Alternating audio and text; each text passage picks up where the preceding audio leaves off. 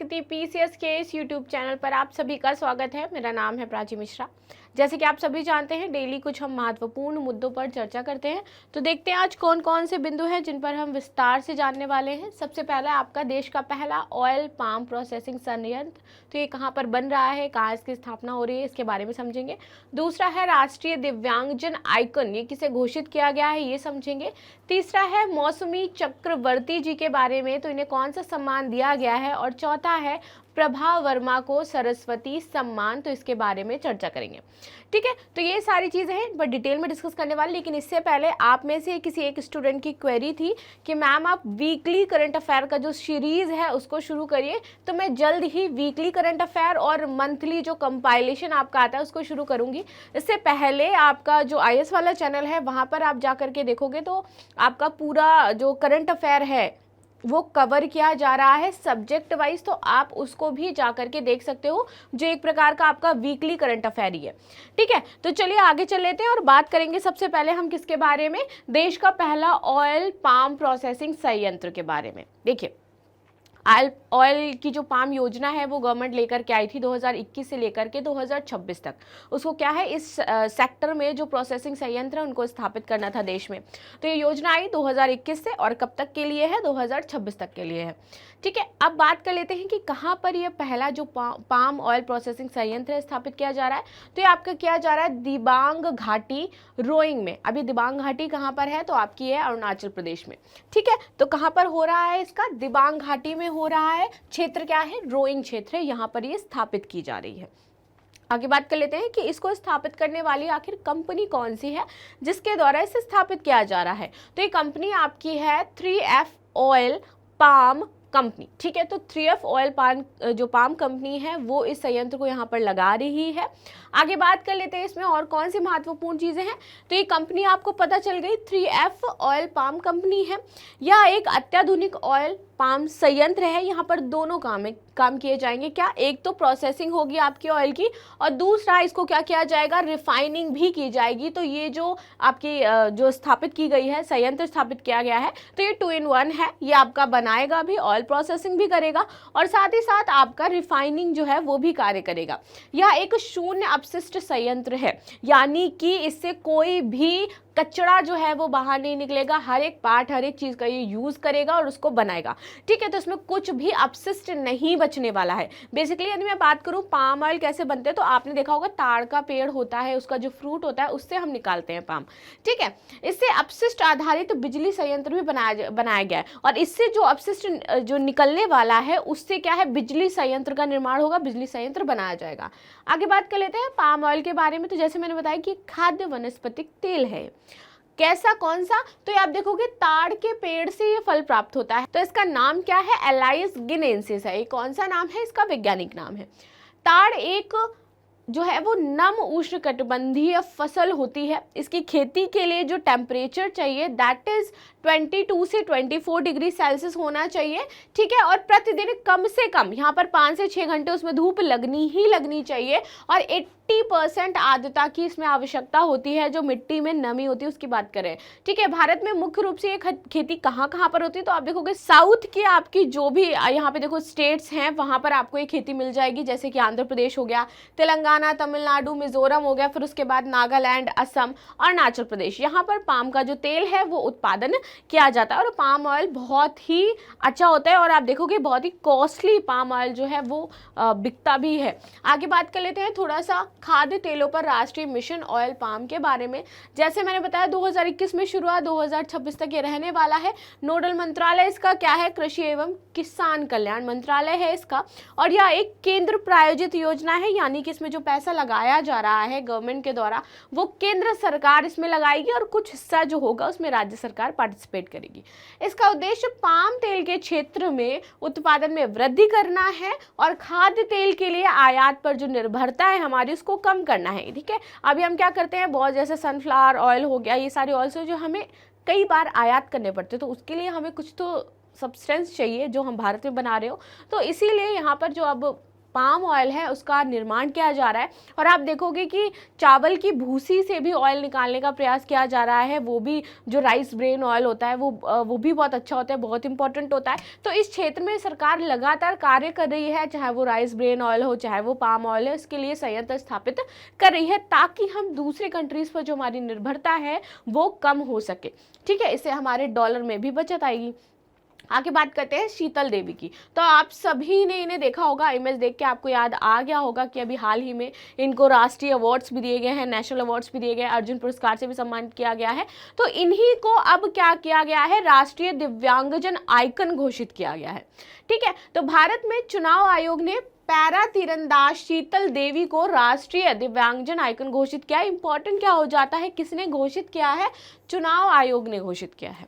ठीक है, चलिए आगे बात करते हैं।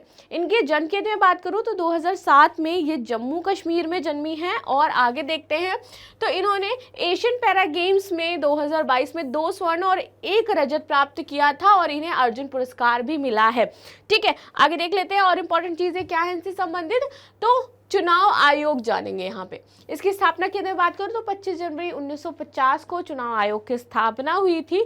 और यह एक कैसा निकाय है, संवैधानिक संस्था है जो देश में चुनावों को संपन्न कराती है। अभी हाल ही में आपकी 2 दिन पुरानी, आई थिंक 3 दिन पुरानी न्यूज़ है जहाँ पर वन नेशन वन इलेक्शन को लेकर के बात की गई थी। शायद इन फ्यूचर जल्द ही आपको खबर सुनने को मिले कि जो वन नेशन वन इलेक्शन है ये पास हो गया एंड पूरे भारत में एक ही दिन चुनाव होगा एंड देन जो अलग अलग खर्चे होते हैं, प्रोसेसिंग होती है, उन सारी चीज़ों से बचत होगी। ठीक है, संविधान के अनुच्छेद 324 से लेकर के 329 तक चुनाव आयोग के जो प्रावधान हैं, जो इंपॉर्टेंट चीज़ें हैं, उनके बारे में डिस्कशन किया गया है। संविधान के अनुच्छेद 324 में चुनाव आयोग की स्थापना का प्रावधान है कि क्या है स्थापना और कैसे इसकी स्थापना की जाती है। आप पढ़ेंगे मौसमी चक्रवर्ती के बारे में, इन्हें ऑल इंडिया रेडियो का महानिदेशक नियुक्त किया गया है। ठीक है, इसलिए ये इंपॉर्टेंट है। आगे बात कर लेते हैं। तो हाल ही में मौसमी चक्रवर्ती को ऑल इंडिया रेडियो का महानिदेशक नियुक्त किया गया। ये महानिदेशक के रूप में वसुधा गुप्ता का स्थान लेंगी, यानी कि पहले कौन थी, तो वसुधा गुप्ता थी। ठीक है, मौसमी चक्रवर्ती की यदि मैं बात करूं तो वो 1991 बैच की भारतीय सूचना सेवा की अधिकारी रह चुकी हैं और अब क्या बन गई है, ये ऑल इंडिया रेडियो की महानिदेशक बन गई है। ऑल इंडिया रेडियो AIR की यदि मैं बात करूं, आप सभी सुनते हो AIR FM, जब FM का टाइम था तो आप सभी सुनते थे। तो यहाँ पर इसकी स्थापना की यदि बात की जाए तो 1927 में इसकी स्थापना की गई थी केंद्रीय स्तर पर प्रसारण सेवा के लिए। ठीक है, इंडियन ब्रॉडकास्टिंग कंपनी IBC ने की थी इसकी स्थापना। राज्य स्तरीय प्रसारण सेवा के लिए 1930 में Indian state broadcasting services ISBS की स्थापना की गई थी। और 1936 की यदि बात करूं तो ISBS का नाम बदल करके ऑल इंडिया रेडियो कर दिया गया था। यह भारत का राष्ट्रीय सार्वजनिक रेडियो है। कैसा है, राष्ट्रीय सार्वजनिक रेडियो, और इसका संचालन भारत सरकार के सूचना एवं प्रसारण मंत्रालय द्वारा किया जाता है। ठीक है, अभी देखो सूचना और प्रसारण मंत्रालय से संबंधित कुछ नए कानून और नियम भी लाए हैं, आप सभी ने जाना होगा। ठीक है, इसके तहत बहुत सारे बदलाव भी किए गए हैं इसमें। वर्तमान में ऑल इंडिया रेडियो के पास 262 से अधिक रेडियो स्टेशन के नेटवर्क्स हैं जो भारत के 92% एरियाज को क्या कर रहे हैं, कवर कर रहे हैं। आगे बात करें, 23 भाषाओं में आपका है और 146 बोलियों में इसका प्रसारण किया जाता है। या एक विदेश सेवा प्रभाग भी है, या 11 भारतीय और 16 विदेशी भाषाओं में भी प्रसारण करता है, जहां पर 100 से अधिक देशों तक इसकी पहुंच है। वर्ष 1957 से लेकर के आकाशवाणी के नाम से यह जाना जाता था। ठीक है, तो क्या जानते थे हम इसे, आकाशवाणी के नाम से भी जानते थे। आगे बात करेंगे प्रभा वर्मा की, जिन्हें सरस्वती सम्मान जो है वो दिया गया है। ठीक है, आगे देख लेते हैं इसमें। तो प्रसिद्ध कवि और साहित्यकार हैं प्रभा वर्मा और इनको यह सम्मान दिया गया है। आगे बात कर लेते हैं, इनका उपन्यास क्या है, तो रौद्र सात्विकम के लिए इनको यह दिया गया है और वर्ष 2022 में यह प्रकाशित किया गया था। ठीक है, तो आपसे जब भी सम्मान पूछते हैं, अगर अवार्ड पूछेंगे तो उनकी रचना पूछ लेते हैं।